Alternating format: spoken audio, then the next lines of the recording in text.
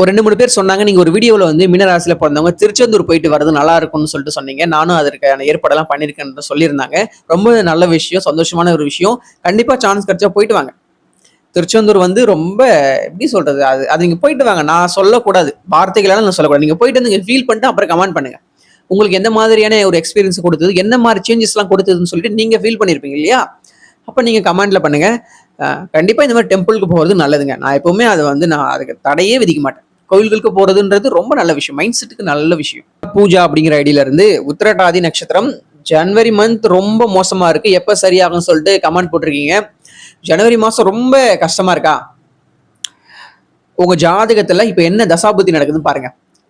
சனியால கஷ்டம் இருக்கிறது okay. But உங்க ஜாதக தசாபுத்தி ரொம்ப மோசமா இருக்கும். அதனாலதான் இப்போ இந்த ஜனவரியே கஷ்டமா இருக்குது. இந்த ஜனவரி பிறந்ததுல கஷ்டமா இருக்குன்னு சொல்றீங்கன்னா, கண்டிப்பா உங்க ஜாதக தசாபுத்தி சரியில்லை. ஒரு நல்ல அஸ்ட்ராலஜி கிட்ட போய் பார்த்துட்டு, எந்த கிரகத்தோட உங்களுக்கு தசை நடக்குதோ, அந்த கிரக சார்ந்த கோயில்களுக்கு போயிட்டு வர்றது ஓரளவுக்கு நல்ல விஷயமா இருக்கும். நான் வந்து பரிகாரம் பண்ண சொல்லல, நல்லா ஞாபகம் வச்சுக்கணும்.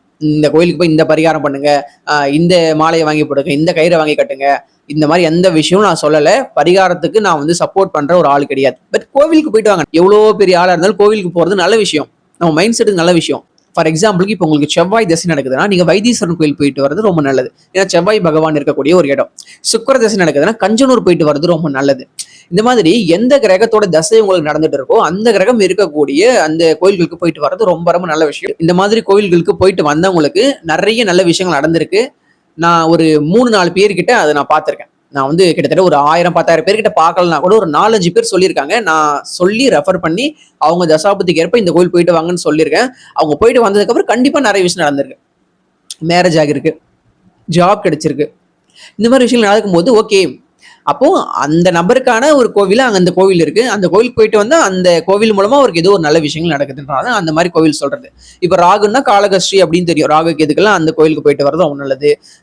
சந்திரன் அப்படின்னா திங்களூர் இருக்கு இல்லையா, அந்த கோயிலுக்கு போயிட்டு வர்றது நல்லது. சூரியன்னா சூரியனார் கோயில் இருக்கு இல்லையா, கஞ்சனூர் பக்கத்திலே சுக்கிர பகவான் பக்கத்திலே அந்த கோயில் இருக்கும்.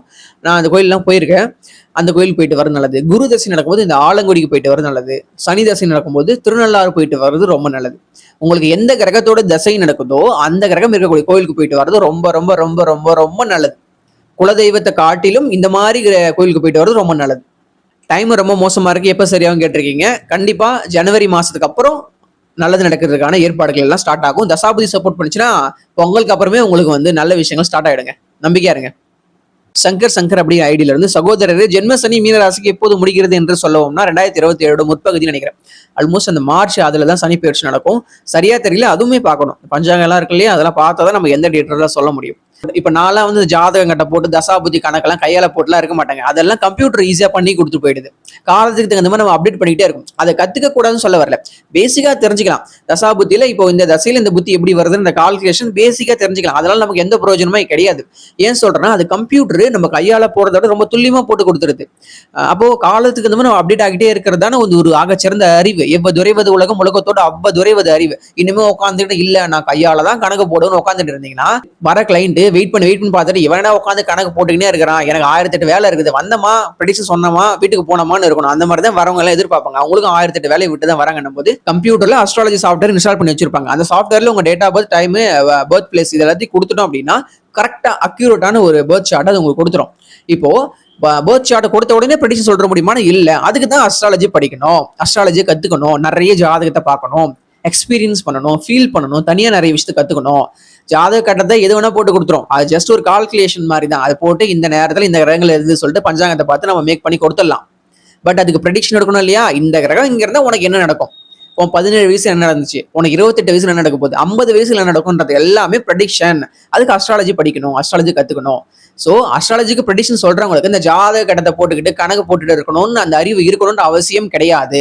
அந்த வேலையை கம்ப்யூட்டர் செய்து நமக்கு வேலை மிச்சமா போச்சு. நம்மளுடைய முழு ஃபோக்கஸை, முழு பொட்டன்ஷியலை அஸ்ட்ராலஜியில ப்ரெடிக்ஷன் எடுக்கிறதுல மட்டுமே நம்ம செலவிடணும். நான் எதனால சொல்றேன், இப்போ என்கிட்ட ஜாதகம் பார்க்க வர ஒரு மனிதரா இருந்தாருன்னா அவர்கிட்ட நான் போய் 1ஆம் பாகவத்தில் இந்த கிரகம் இருந்தது, 3ஆம் பாகவத்தில் சந்திரன் உச்சம், 4ல செவ்வாய் உச்சம் சொல்லிட்டு இருக்கறனால அவருக்கு வந்து எதுவுமே வந்து ஒரு சந்தோஷமான விஷயம் எதுவும் நடக்காது. இதுவே வந்து வரப்போற 3 மாசமே உங்களுக்கு ரொம்ப டாப்பா இருக்குதுங்க. 3 மாசத்துக்கு அப்புறம் ஒரு பெரிய வேலை கிடைக்கும் போது இப்படி ப்ரெடிக்ஷன் சொன்னாதான் அவங்களுக்கும் போய் கரெக்டா ரீச் ஆகும், அவங்களும் சந்தோஷப்படுவாங்க. நம்மளுடைய ஒர்க் என்னன்னா அந்த ஜாதகம் கரெக்டா இருக்கா, அந்த பிறந்த நேரப்படி கணிக்கப்பட்ட ஜாதகம் வந்து சரியா இருக்கா, இல்ல உங்க பிறந்த நேரமே தப்பா இருக்கான்ற விஷயம் பார்த்துட்டு அனலைஸ் பண்ணிட்டு இப்போ இந்த வருஷத்துல இந்த தசையில இந்த புத்தியில இந்த அந்தரத்துல என்ன விஷயம் நடக்கும்ன்றத ப்ரெடிக்ட் பண்ணி சொன்னா மட்டும் போதும்.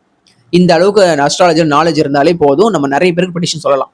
மகேஷ் அப்படிங்கிற ஐடியில இருந்து ஒருத்தர் கமெண்ட் பண்ணிருக்காரு, நீ மட்டும்தான் வேணும் அப்படின்னு சொல்ற காதலி இனி வாழ்க்கையில் வருவார்களா ப்ரோ அப்படின்னு சொல்லிட்டு கேட்டிருக்காரு. மீனராசியா தான் இருப்பீங்க, எவ்வளவு ஆசை பாருங்க உங்களுக்கு. உங்க ஆசைகள் கண்டிப்பா வந்து நிறைவேறணும்.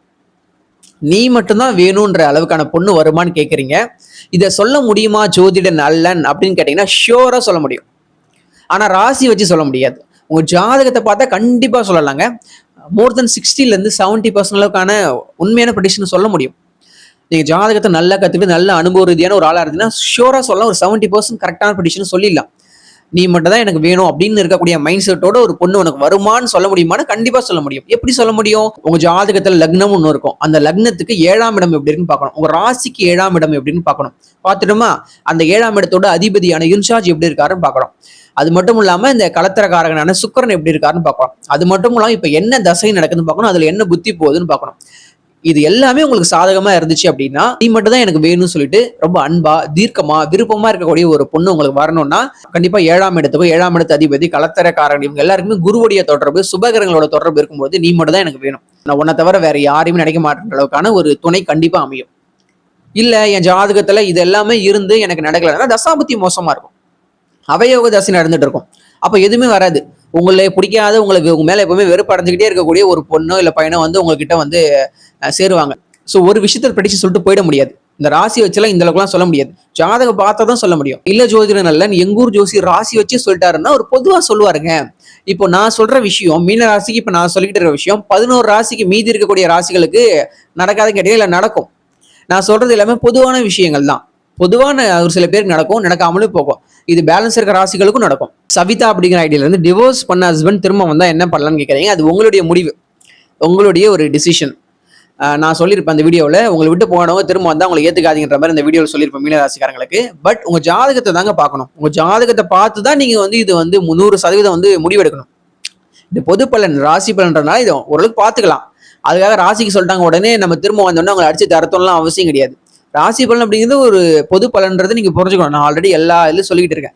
உங்க ஜாதகப்படி பாருங்க, ஜாதகப்படி பார்த்து சில விஷயங்கள் சரி வரல அப்படின்னா நீங்க உங்க தனிப்பட்ட விருப்பம் தனிப்பட்ட முடிவு நீங்க எடுக்கக்கூடிய டிசிஷன் எதுவா இருந்தாலும் அது உங்க வாழ்க்கைக்கு நல்லதாவே அமையும்.